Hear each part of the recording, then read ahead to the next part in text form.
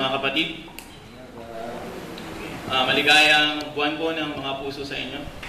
At sa umaga pong ito ay nais ko po kayong dalhan ng mensahe patungkol po sa sinasabi nilang tunay na pag-ibig. Na daw po ba talaga yung tunay na pag-ibig?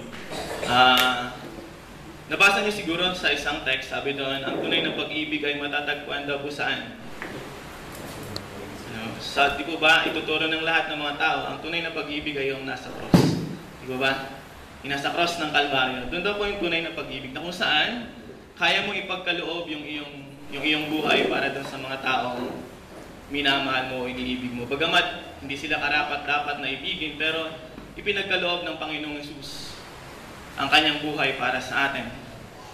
Hindi ko po bibigyan ng diin yung pag-ibig, mga kapatid, kundi yung tunay na mensahe ng cross sa atin. Sabi kasi ng aming guro, kaklase ko si Sir Joel dito pagdating sa Corinthians, ay sabi niya, let's make a sermon out of this. Gumawa daw tayo ng mensahe tungkol sa bagay na ito. At nakikita ko po ito yung tamang pagkakataon upang makita natin kung gaano kahalaga sa atin o anong ibig sabihin sa atin ng cross. At doon po sa aming pag-aaral, bibigyan ko po ng panibagong muka. Kung ano nga ba ang itsura ng cross para sa atin and what is the meaning of the cross of Jesus pagdating po sa atin, mga kapatid. Ano nga bang ibig sabihin ito sa atin? Merong isang bata, merong isang batang babae na lagi niyang ipinagmamalaki yung kanyang gintong cross. No? Lagi niyang suot-suot ito. Sabi niya, this is a shiny and a gold cross na merong nakatali ito sa kanyang leeg. Ano po? Nakasuot ito sa kanyang leeg. At meron isang lalaki. May nagsabi sa kanya, sabi ng isang lalaki, alam mo ba, Iya, kung ano yung suot mo? Ang sabi ng babae, ito ang dahilan. Sabi ng batang babae, ito ang dahilan kung bakit nais ipakita ng Panginoong Hesus yung kanyang pag-ibig sa atin. And this is a beautiful cross. Sabi niya ganun, ito isang napakagandang cross. Ang sabi naman ng lalaki, hindi mo ba alam na yung pinagpakuhan sa ating Panginoong Hesus ay napakapangit? That was an ugly cross. At lahat ng mga tao tinutuya yung cross na yun dahil bakit ang anak ng Diyos may ipapako sa isang cross, sa isang kayayang itsura na yun. Ang sabi ng bata, yes, I know, alam ko po yan, sabi ng bata. Pero sabi niya, ang lahat ng mga, whatever this cross touches, or whatever Jesus touches, He changes. Ano daw po man yung naihipo ng cross na ito? O noong ating Panginoong Hesus ay binabago niya.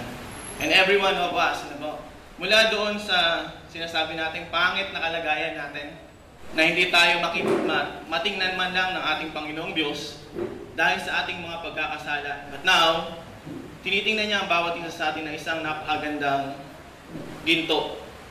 Dahil sa ginawa sa atin ng ating Panginoong Hesus. Nais ko pong basahin, mga kapatid, ang pinakasentro ng mensahe sa umagang ito. Nasa aklat po ng Korinto, unang unang kabanata, talatang 18 hanggang 31. Chapter 1, verse 18 to 31. 1 Corinthians chapter 1, verse 18 to 31. At ito po ang sinasabi sa wikang Tagalog. Sapagkat ang salita ng cross ay kahangalan sa mga napapahamak, ngunit sa atin ay nililigtas, ito ay kapangyarihan ng Diyos. Sapagkat nasusulat, aking wawasakin ang karunungan ng marurunong, at ang pangunawa ng mga matatalino ay aking bibiguin. Nasaan ang taong marunong? Nasaan ang eskriba? Nasaan ang bihasang makipagtalo sa panahong ito? Hindi ba't ginawa ng Diyos na kahangalan ang karunungan ng sanglibutan? Sapagkat yamang ang karunungan ng Diyos ay hindi nakikilala ng sanglibutan, nakikilala ng sanglibutan ng Diyos sa pamamagitan ng karunungan nito, ay kinalugdan ng Diyos na iligtas ang mga sumasampalataya sa pamamagitan ng kahangalan ng pangangaral. Sapagkat ang mga Hudyo ay humihingi ng mga tanda, at ang mga Griego ay humahanap ng karunungan. Subalit, ipinangangaral namin ang Kristo na ipinako sa krus, na isang katitisuran sa mga Hudyo at kahangalan sa mga Hintil. Ngunit sa kanila, sa mga tinawag, maging mga Hudyo at mga Griego, si Kristo ang kapangyarihan ng Diyos at ang karunungan ng Diyos. Sapagkat ang kahangalan ng Diyos ay higit na matalino kaysa sa mga tao, at ang kahinaan ng Diyos ay higit na malakas kaysa sa mga tao. Sapagkat tingnan ninyo ang inyong pagtawag, mga kapatid. Kakaunti sa inyo ang matatalino ayon sa pamantayan ng tao. Hindi marami ang makapangyarihan. Hindi marami ang isinilang ng marangal. Kundi pinili ng Diyos ang mga bagay na kahangalan ng sanglibutan upang kanyang hiyain ng matalino. Pinili ng Diyos ang mga bagay na mahihina sa sanglibutan upang kanyang hiyain ng malalakas. Pinili ng Diyos ang mga bagay na mababa at hinhamak ng sanlibutan, maging ang mga bagay na walang halaga upang pawalang saysay ang mga bagay na mahalaga. Upang walang sino man ang magmalaki sa harapan ng Diyos. Subalit kayo ay na kay Kristo Jesus na naging karunungan para sa atin mula sa Diyos at katwiran at kabanalan at katubusan upang ayon sa nasusulat, ang nagmamalaki ay ipagmalaki ang ating Panginoon. Biyayaan nawa ng Diyos ang pagkakabasa ng sulat. Naalala niyo po ba, no? Kilala niyo si Oprah Winfrey? Meron siyang isang palabas, yung Having Affairs with Married Men. Napanood ko lang kagabi yung Little Fockers na po. Kung napanood niyo yan, yung third sequel ng movie ni Ben Stiller. It is when the time, sabi daw doon, na kung saan kung meron ka ng mga kids, ganito raw sa Amerika. No, kapag may mga anak na, at meron ng mga maliliit na bata, pangit na raw yung tingin nila sa kanilang asawa. So, hindi na maganda yung tingin nila sa asawa. That was the time na yung lalaki nagkakaroon na raw ng affair. So, having affairs with married men. Eto si Oprah Winfrey, nagdala siya ng mga ilang kababaihan at kasama yung mga nagkaroon ng mga affairs sa kanilang buhay. May isang babae, sabi niya, sabi niya, yun daw kanyang pagkakaroon ng kapisan na hindi niya asawa, ay napakahaba ng panahon. It was a long-standing affair. At sabi niya, I was very happy with it. Masaya ako na matagal yung aming pagsasama nitong hindi niya asawa. And then, sinabi niya rin, na tinanong siya, hindi ba't iyan ay immoral? At iyan ay isang offense sa harapan ng Panginoong Diyos. Wait a minute, sabi ng babae, I am a Christian, sabi niya ganun, but I want everyone to know that my personal life and my religion does not affect on each, sabi niya, on one another, or does not interfere with one another. So yung kanya daw relihiyon at yung kanyang personal na buhay ay hindi nakaka-apekto sa bawat isa. Yung kanyang personal na buhay, meron siyang affair, okay lang daw yun. At yung kanyang religion life o yung religious life niya ay patuloy niyang ginagawa. At sabi niya ganun, I believe that God wants us to be happy. Ang Diyos daw ay gusto ang bawat isa na maging masaya. Kung masaya ka daw doon sa standing na meron ka o doon sa relationship na meron ka, bagamat bawal, pinapayagan daw yan ng Panginoong Diyos. Ano po? So, where could we find that in the Bible, mga kapatid? No? It was an amazing, no po? And it was a wonderful thought. Saan nga ba natin makikita ito sa banal na kasulatan na kapag sinabi natin na masaya ako dito dahil ito ang paraan ng pamumuhay ko, then God will allow it dahil nga masaya ka. O masaya tayo, di ba ba? I think, ang bawat isa sa atin, mga kapatid, was called to live kung ano yung pagkakatawag sa atin. Tinawag tayo ng Panginoong Diyos para tayo ay maging banal sa Kanyang harapan. Pero living in sin, mga kapatid, tayo ay nabubuhay sa mga kasalanan natin. Then, that is not a committed relationship. That is not a committed relationship. Sabi nga doon, it was an abstinence doon sa tinatawag nating neurotic inhibition na killing the unborn is now a pro-choice. Yung bang nagkakaroon na ng mga iba't ibang paniniwala. And then, sabi ng mga hypocrites, ng mga Pharisees and the Sadducees, ang tawag sa kanila yung mga ipokrito. Sapagkat itinuturo nila kung ano yung nararapat, sinasabi nila kung ano yung nararapat, pero sa kanilang pamumuhay, hindi ito nakikita. Parang yung babae doon katulad ng babae doon sa palabas ni Oprah Winfrey, na kung saan, sinasabi niya na Kristiyano siya pero hindi yun nakikita sa paraan ng kanyang pamumuhay. Na kung saan nagkaroon siya ng isang filosofiya sa kanyang buhay na yung kanyang personal and religious life does not interfere with one another. Totoo nga po ba yun sa atin, mga kapatid? Are we just Sunday Christians?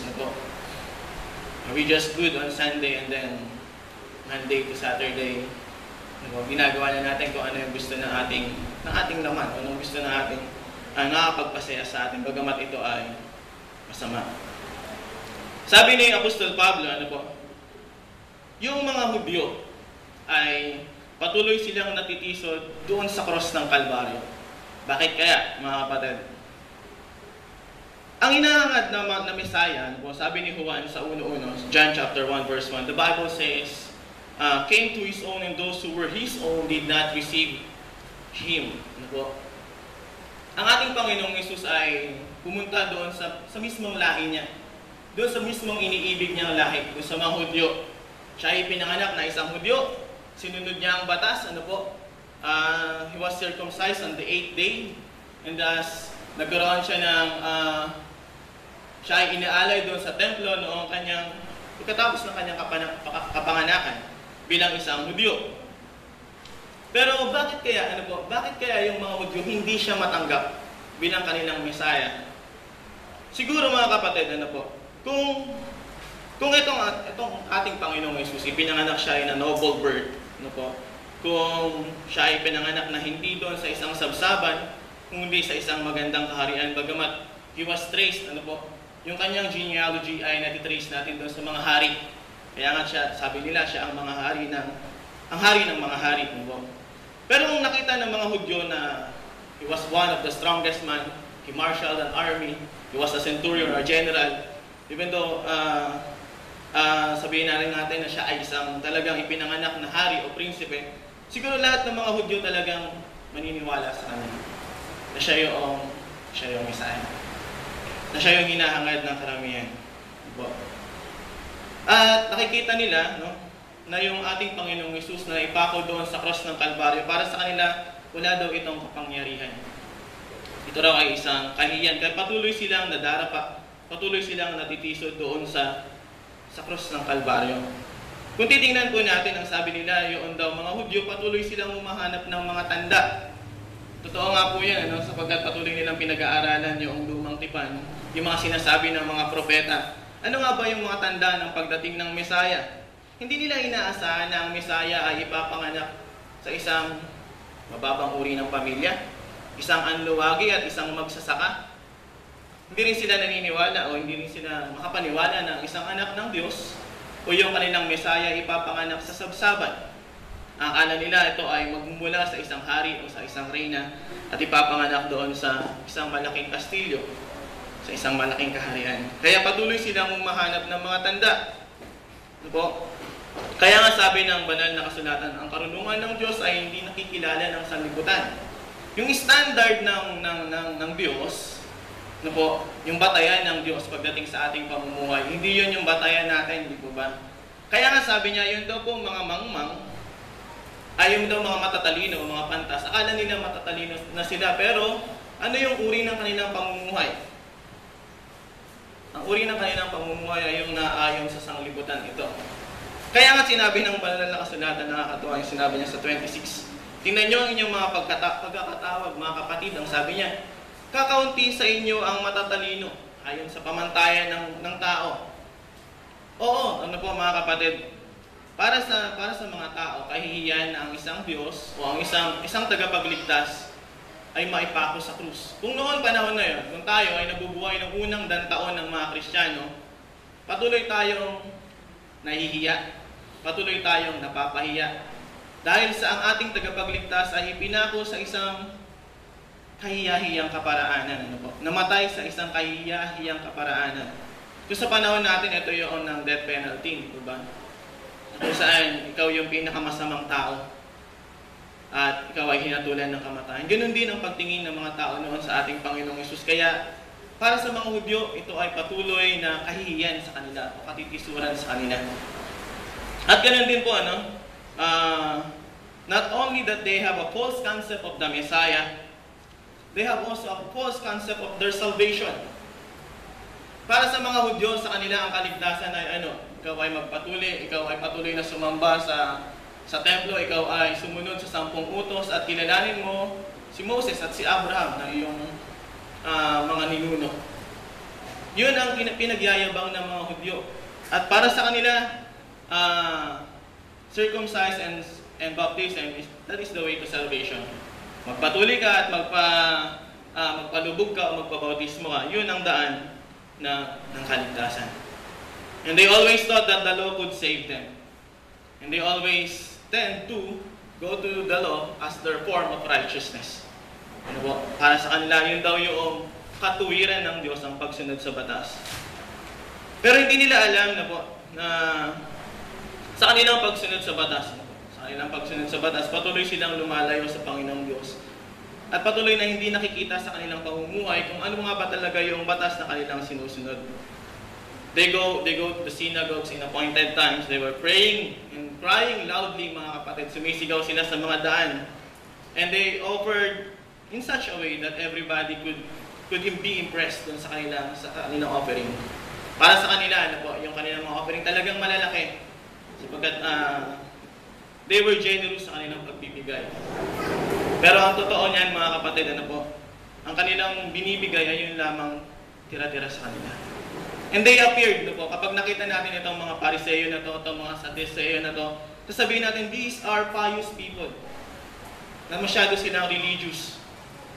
And we are too afraid, mga kapatid. Sa panahon natin ngayon, marami ang tulad ng mga Pariseyo at mga Sadduceo.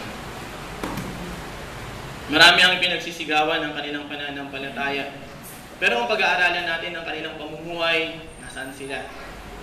Ano ang takbo ng kanilang pamumuhay? Anong uri ng kanilang pamumuhay? So, on their own minds, mga kapatid, they didn't need a Savior. Para sa kanilang isipan, para sa kanilang pamumuhay, hindi na nila kailangan pa ang Mesaya. Sapagkat para sa kanilang batas ay makapagliligtas na sa kanila. Hindi na nila kailangan pa ang cross ng Kalbaryo upang sila ay mahugasan sa kanilang pagkakasala. And as a result, they kept stumbling over to the cross of Jesus Christ. Patuloy silang natitiso doon sa cross ng ating Panginoong Jesus. Tingnan naman natin yung sinabi niya, yung mga Griego o yung mga hindi Hudyo, yung mga tinatawag nating hintil. Para sa kanila, basahin po natin yung 22. Sabi niya dito, sapagkat ang mga Hudyo ay humihingi ng mga tanda. Basta po tayo dito. At sabi niya, at ang mga Griego ay humahanap naman ng karunungan. These are the most knowledgeable people of their own days. Kung isa kang Griego, talagang matatalino itong mga taong ito. Kilala natin yung mga taong nanggaling sa mga Greek lines, di ba? Si Socrates, Plato, si Aristotle. So, at iba pa, ng mga nanggaling dito sa mga tinatawag nating philosopher or Greek thinkers. These are known people, great thinkers. At sa panahon natin ngayon, patuloy na sinusunod dito, pati sa edukasyon, hindi po ba? Sabi nga ni Socrates, the successful society is in education. And then sabi niya rin, if we can just give everybody a good education, then it must follow that the world will be better and better. Sabi ni Socrates, kapag daw naturuan natin ang lahat ng mga tao, mga kabataan na yan, nagkaroon sila ng magandang kinabukasan, nagkaroon sila ng magandang pag-aaral, mas magiging mainam daw po yung mundong ito. Totoo nga ba yan, mga kapatid? Sounds familiar, po. Sabi, education will solve all the problems. And all we need is more education, and mankind will become better and better. Totoo nga ba ito, mga kapatid? Kapag edukado kang tao, mabuti kang tao. Kapag marunong ka, pantas ka, mabuti kang tao. Are you a righteous person kapag marami kang diploma dyan na nakasabit dyan sa pader ng ating tahanan? O marami tayong degree, o meron tayong master's degree, o doctoral degree. Are we a good person or righteous person? Hindi naman po, di ba, mga kapatid? Yun nga, sabi nga nila, yung sikat o mga pinakamayayaman na bansa, yung mga merong magagandang uri ng edukasyon na bansa, yun pa yung mas marami ang immoralidad. Mas talamak ang immoralidad. Sapagkat sabi nga ni Solomon, kapag dumarami yung kaalaman, mas dumarami yung paghihirap. Mas marami kang nalalaman, mas marami kang mas marami kang obligasyon sa mga tao. Mas marami kang obligasyon sa buhay mo. Pero yung mga maraming kaalaman, ano po, yung mas maraming kaalaman ng mga tao, ay kung minsan, ano po, sila ba yung may pangit na pag-uugali. At mababa yung tingin nila doon sa mga tao hindi nakapag-aaral. I'm not against of education, mga kapatid. I'm an educator, no? Teacher ako. Kaya lang, nakikita rin natin, mga kapatid, yung fatal flaw pagdating sa bagay na ito. Na hindi ibig sabihin na matalino ka, hindi ibig sabihin na marami kang natapos, ay isa kang mabuting tao. In the 17th chapter of Acts, balikan po natin, Paul at Athens. Sino yung mga kausap niya rito? Ano po? Sino yung kausap niya sa Mars Hill? Sino yung mga kausap niya dun sa Areopagus na yan?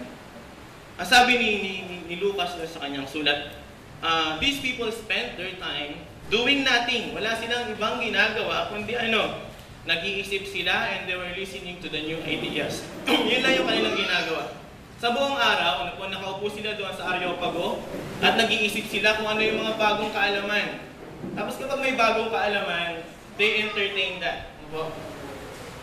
Kinakausap nila, kinikwentuhan nila. Yung mga taong may mga dalang bagong kaalaman. And one day, ano ginawa ni Pablo? Ang sabi niya, ipakikilala ko sa inyo, sabi niya, it seems that you are so religious. Sabi niya gano'n, no? Sapagkat doon sa buong Athens, napakaraming ribulto ng inyong mga Diyos-Diyosan. Meron kayong Diyos ng pag-ibig, meron kayong God of fertility, meron kayong God of war, meron kayong God of harvest, God of beauty, lahat ng Diyos na pwede nilang ilagay, meron doon. And sabi niya, at dahil sa inyong kabanalan, sabi niya nga, dahil sa inyong pagiging religyoso, nakita ko pa ang isang ribulto na kung saan nakalagay, to the unknown God. Sa isang Diyos na hindi kilala. At ipakikilala ko siya sa inyo. Pero pagkatapos niyang mangaral, bakit siya pinalayas? Pinaalis ng mga tao nandun. Bakit siya pinaalis? Sabi niya, pakikinggan ka na lang namin susunod. Huwag mo nang ituloy yan. Saka na lang tayo nalang mag-usap. Kasi sinabi niya, yung kung sino yung kanyang Diyos. Na meron daw isang Diyos na nagkatawang tao at nabuhay na magmuli at naipako siya sa krus ng Kalbaryo at nabuhay na magmuli. Sabi ng mga Griego, kahangalan yan, kamangmangan yan. Para kasi sa mga Greeks, mga kapatid, ito ang uri ng pamumuhay. Kapag namatay ka at you are a righteous person, sasama ka sa Diyos na sinasabi nila. Sasama ka kay Zeus, sasama ka kay Athena, o kung sino mang Diyos na kanilang sinusunod. If you are a warrior, then you will go with Apollos. No? He was the god of war. And if you are strong, then you will go with Zeus. Sapagkat siya ang Diyos ng kalakasan. Para sa kanila, para sa mga Griego, lahat ay pupunta sa kalangitan. Walang sino man ang mawawalay o mapapahamak. Kapag isa kang masamang tao na matay ka, halimbawa, lagi kang pangit ang iyong pag-uugali, masama ang iyong pag-uugali. Pag namatay ka, you will be resurrected in another body. Bibigyan ka uli ng panibagong katawan, ipapanganak kang muli para baguhin mo yung buhay mo. Tapos kapag namatay ka, mabuti ka ng tao, kasama ka na doon sa Diyos na sinasabi nila. Parang sa panahon natin ngayon, hindi po ba mga kapatid? Parang sa panahon natin ngayon. Walang, sabi ng isang reliyon, walang sino man ang mapapahamak, kaya nga mayroong purgatorio. Walang sino man mapapahamak. Bayad ka lang ng bayad, magbigay ka lang ng magbigay, papanalangin ka nila, pagkatapos noon, pupunta ka na sa langit. Walang sino man ang mapapahamak, sapagkat ang Diyos daw ay sobrang buti sa lahat ng kanyang nilalang. Isn't it so, mga kapatid? Totoo ba yan?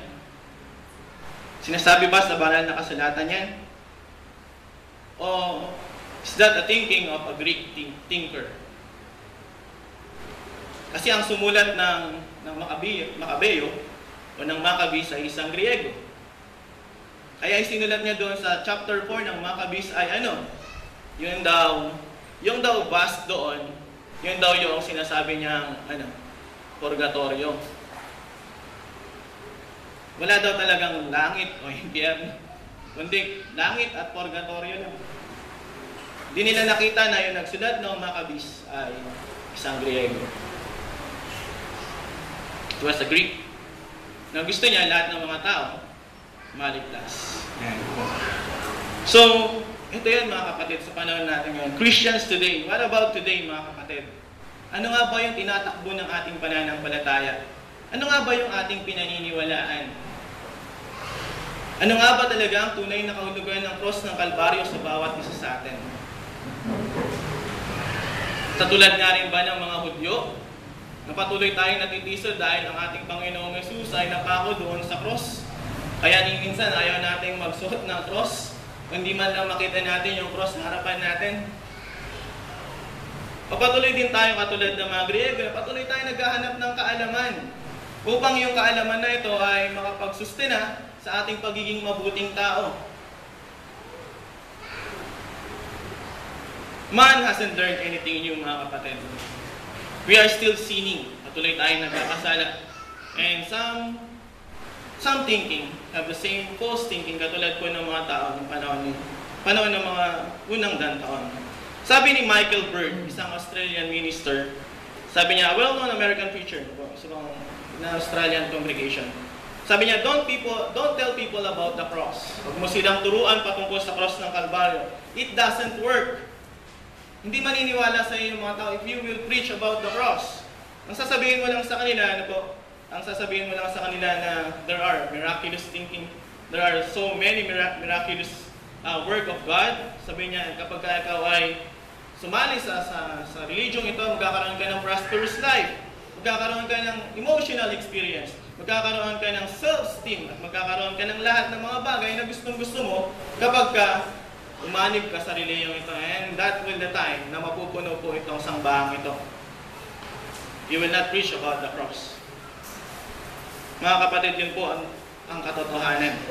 Maglagay ka rito ng isang malaking banda, tumugtog ka ng malakas, punong-puno yung sambahan na yun. Sabihin mo sa mga tao, magiging mabuti ang pamumuhay mo. Magiging mabuti ang pamumuhay mo kapag umanib ka sa reliyong ito. Then, mapupuno itong sambahan na ito.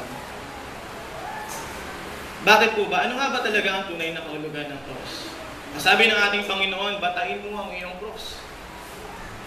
Dalhin mo ang iyong cross. Ibig sabihin, ang buhay ng isang Kristiyano ay hindi maganda. Hindi laging bed of roses, mga kapatid. Kundi ang bawat isa sa atin ay patuloy na sinusubok sa ating pananampalataya. Ang bawat isa sa atin ay patuloy na dapat nating hinaharap yung mga problema o mga pagsubok na dumarating sa ating buhay. God's purpose for us is to become pure gold. Sabi nga natin, isang tunay na ginto. Isang dalisay na ginto.